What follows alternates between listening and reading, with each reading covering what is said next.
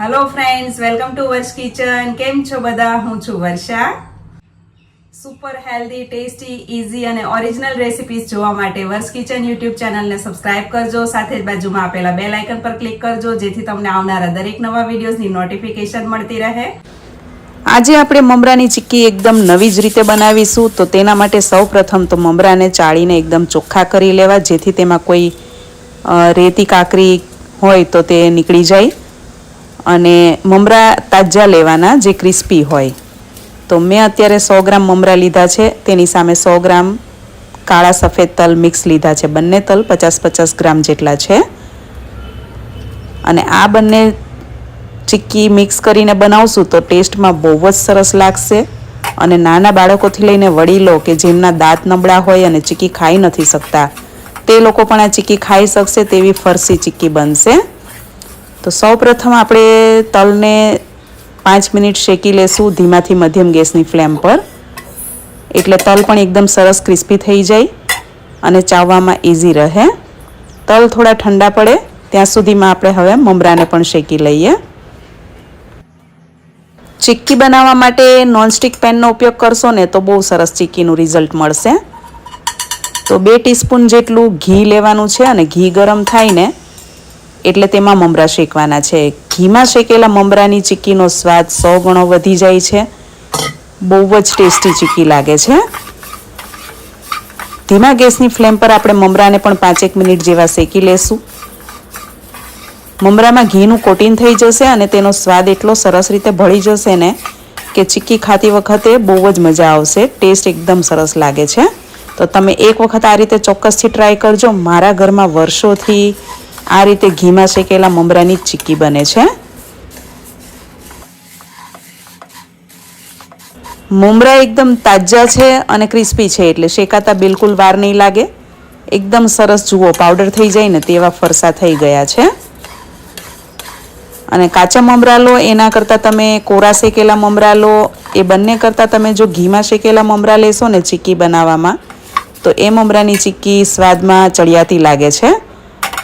Gas બંધ કરી દઉં છું. મમરા સરસ શેકાઈ ગયા છે અને 5-1 મિનિટ આપણે તેને આ પેનમાં જ રહેવા દઈશું એટલે તે એકદમ ક્રિસ્પી થઈ જશે. હું ચીક્કી બનાવવા માટે કોઈ સ્પેશિયલ ચીક્કીનો ગોળ નથી લેતી, કેમ કે તે ગોળ બહુ જ ચીકણો આવતો હોય છે. તો મેં અત્યારે આ કોલ્હાપુરી દેશી ગોળ લીધો છે. જે કોલ્હાપુરીમાં 2 ગોળ આવતા હોય છે, જે એકદમ સફેદ અને એક થોડોક લાલ હોય છે. તો આ લાલ દેશી ગોળ જે આવે છે ને કોલ્હાપુરી, તે ગોળ મેં લીધો છે. અને 350 ગ્રામ જેટલો ગોળ લેવાનો છે. એટલે પ્રમાણસર ગળી ચીક્કી બનશે. નહીં વધારે પડતી ગળી કે નહીં વધારે પડતી મોળી, એ પ્રકારની ચીક્કી તૈયાર થશે. અને આ ગોળ 1 કિલોનો આખું ભીલું જ આવતું હોય છે, તો એને ચાકુથી વાતરી લેવાનો છે ઝીણો ઝીણો. અને ત્યારબાદ આપણે તેને પેનમાં ધીમા ગેસે ઓગાળીશું. ગોળ એકદમ ધીમા ગેસની ફ્લેમ પર જ ઓગાળવાનો છે, નહીં તો પહેલેથી જ લાલ થઈ જશે અને કાળો પડી જશે. એટલે ગોળ એકદમ સરસ ઓગળી જાય ને આ રીતે ગાંઠો બધી સાવ જ, ત્યાં સુધી ગેસની ફ્લેમ આપણે ધીમી રાખીશું. ઓગળતા થોડી વાર લાગશે, પરંતુ એક વખત ઓગળી જશે ને એટલે પાયો આવતા બિલકુલ વાર નહીં લાગે. આ રીતનો કોલ્હાપુરી દેશી ગોળ આવે છે, એનો મેં ચીક્કી બનાવવામાં ઉપયોગ કર્યો છે. અને આની ચીક્કી ખૂબ જ સરસ બને છે.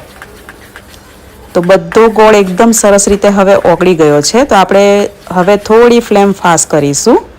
ધીમાથી મધ્યમ ગેસની ફ્લેમ રાખવાની છે, બહુ ફાસ્ટ નહીં અને બહુ ધીમી નહીં. એ રીતની ફ્લેમ પર ગોળને પાયો લેવાનો છે. ગોળનો જ્યારે પણ તમે પાયો લેતા હો ને, તો ચીક્કીનો ગોળ હોય કે દેશી ગોળ હોય કે સફેદ ગોળ હોય, ગેસની ફ્લેમ ધીમીથી મધ્યમ જ રાખવાની છે. જો ગેસની આંચ તમે પહેલેથી જ ફાસ્ટ રાખી દેશો ને તો ગોળ સાવ કાળો પડી જશે. જેવો ગોળ ઓગળી જશે અને થોડો પાયો આવવા લાગશે ને એટલે આ રીતે આછા કલરનો હળવો થઈ જશે અને ફૂલી જશે. અને જેવો ફૂલે ને એવો ગેસ પાછો ધીમો કરી દેવાનો છે. અને વચ્ચે વચ્ચે ધીમો અને વચ્ચે વચ્ચે ધીમાથી થોડો ફાસ્ટ, મધ્યમ ફ્લેમ, એ રીતે ફ્લેમને સેટ કરવાની છે. નહીં બહુ વધારે પડતું ગરમ, નહીં બહુ વધારે પડતું ધીમું, એકદમ એ રીતની ફ્લેમને આ રીતે સેટ કરતું રહેવાનું છે. તાપમાન એકદમ જાળવી રાખવાનું છે. ધીમાથી મધ્યમ ગેસની ફ્લેમ પર જ ગોળનો પાયો લેવાનો છે, જેથી ગોળ સાવ લાલ કાળો નહીં થઈ જાય અને પાયો એકદમ સરસ ક્રન્ચી ચીકી બને ને તેવો આવશે. તો હવે ગેસની ફ્લેમ મેં ધીમી કરી દીધી છે, કેમ કે તેમાં એક તાર જેવું દેખાય છે. અત્યારે ગોળને આપણે હલાવીએ ને ચમચાથી, તેમાં થોડા તાર જેવું દેખાય છે. તો આપણે તેને સાદા માટલાના પાણીમાં એક વાટકામાં પાણી લઈને તેમાં આ રીતે થોડો ગોળ નાખીશું, લાંબો રેસો એ રીતે. જુઓ તમે, તાર જેવું દેખાય છે. અત્યારે હલાવતી વખતે ગેસને મેં ધીમો રાખ્યો છે અને જુઓ તરત જ તૂટી જાય છે, ક્રેક થઈ જાય છે. એટલે પાયો એકદમ સરસ આવી ગયો છે. જુઓ તમે, અવાજ પણ સાંભળી શકો છો. તો હવે ગેસની ફ્લેમ આપણે બંધ કરી દઈશું. જો પાયો નહીં આવ્યો હોય ને તો તે થોડો ચીકણો ચ્યુગમ જેવો, રબર જેવો થશે. અને પાયો સરસ આવી ગયો હશે ને તો તરત જ ગોળનો જે તાર આપણે અંદર નાખ્યો ને પાણીમાં તે તૂટી જશે. તો હવે તેમાં પહેલાં મમરા નાખીને સરસ મિક્સ કરીને ત્યારબાદ તલ નાખીને આ રીતે ફેલાવીને મિક્સ કરવાનું છે. અને ઠંડુ વાતાવરણ છે એટલે ચીક્કી મિક્સ કરતાની સાથે જ મમરા અને તલ મિક્સ કરતાની સાથે જ તે તરત જ ઠંડા પડવા લાગશે. પાયો એકદમ સરસ આવ્યો હોય ને તો તરત જ ઠંડુ પડી જાય છે. તો મિક્સ કરતી વખતે થોડીક ઉતાવળ રાખવાની. અમારા ઘરમાં બધાને પ્રમાણસર મીઠી ચીક્કી ભાવે છે. બહુ વધારે પડતી ગળી ચીક્કી અમારા ઘરમાં કોઈને પસંદ નથી. તો તમને વધારે ગળી ચીક્કી ભાવતી હોય ને તો તમે થોડો ગોળ વધારે પણ નાખી શકો છો. હવે એક થાળીમાં આપણે ઘી લગાડી દઈશું અને તેમાંથી આપણે અડધું મિશ્રણ આ થાળીમાં ઢાળી દઈશું. અને બહુ જ સરળતાથી થાળીમાં પથરાઈ જાય છે. એકદમ હળવા હાથે આ રીતે ફેલાવી દેવાનું છે. જો તમને હાથ વડે ગરમ લાગતું હોય ને તો એક વાટકાના તળિયામાં ઘી લગાડીને વાટકો હળવા હાથે ફેરવવાનો છે. બહુ જાડું પાથરશો અને બહુ જ પ્રેસ કરીને એટલે કે દબાવીને જો પાથરશો ને તો તે ચીક્કી બહુ જ હાર્ડ થઈ જશે અને ખાતી વખતે ફાવશે નહીં. અને આ રીતે હળવા હાથે જો ફેલાવશો ને ચીક્કીને, મમરાને, તો એ ચીક્કી વડીલો અને નાના બાળકો પણ ખાઈ શકે એવી ફરસી બનશે. તો એ ખાસ ધ્યાન રાખવાનું છે.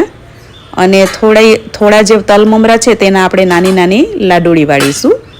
તો લાડુ પણ એકદમ હળવા હાથે વાળવાના છે. બહુ ભાર દઈને દબાવીને લાડુ નથી વાળવાના, નહીં તો એ લાડવા બહુ જ કડક થઈ જશે અને ખાતી વખતે ફાવશે નહીં. તો થાળીમાં જ્યારે મમરા તલ પાથરો ને ત્યારે એકદમ હળવા હાથે પતલા પાથરવાના. બહુ જાડા અને દબાવીને પાથરશો ને તો એ ચીક્કી બહુ જ હાર્ડ થઈ જશે. અને લાડુ એકદમ હળવા હાથે આ રીતે વાળવાના છે. ભાર દઈને વાળશો તો તે લાડુ પણ એકદમ કડક થઈ જશે, હાર્ડ થઈ જશે.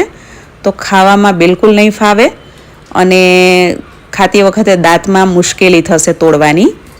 તો દાંતને પણ થોડું તકલીફ પડશે. અને આ હળવા હાથે વાળેલા લાડુ અને હળવા હાથે પાથરેલી ચીક્કી જે છે ને તે ફરસી લાગે છે ખાવામાં, જેને કારણે એકદમ હળવા, જુઓ એકદમ હળવા વજનમાં એવા આ લાડુળી તૈયાર થશે. જુઓ, લાડુ વાળતાની સાથે જ એકદમ ક્રન્ચી અવાજ પણ સંભળાઈ રહ્યો છે. એટલે પાયો એકદમ સરસ આવ્યો છે. અને અત્યારે મેં લાડુ વાળ્યા ને તો આ થોડું વધારે સુકાઈ ગયું છે. તો હુંફાળું ગરમ હોય ને ત્યારે આ રીતે ચાકુથી કાપા કરી લેવાના, તો તે સરળતાથી થઈ જશે. નહીં તો શું થશે કે આ રીતે કાપા કરતી વખતે ચીક્કી તૂટી જશે. અને જેટલી પતલી પાથરશો ને એટલી ચીક્કી ખાવાની વધારે મજા આવશે. એટલે મોટી થાળીમાં પતલી પતલી પાથરવાની, એટલે મમરાની તલની ચીક્કી એકદમ પતલી થાય.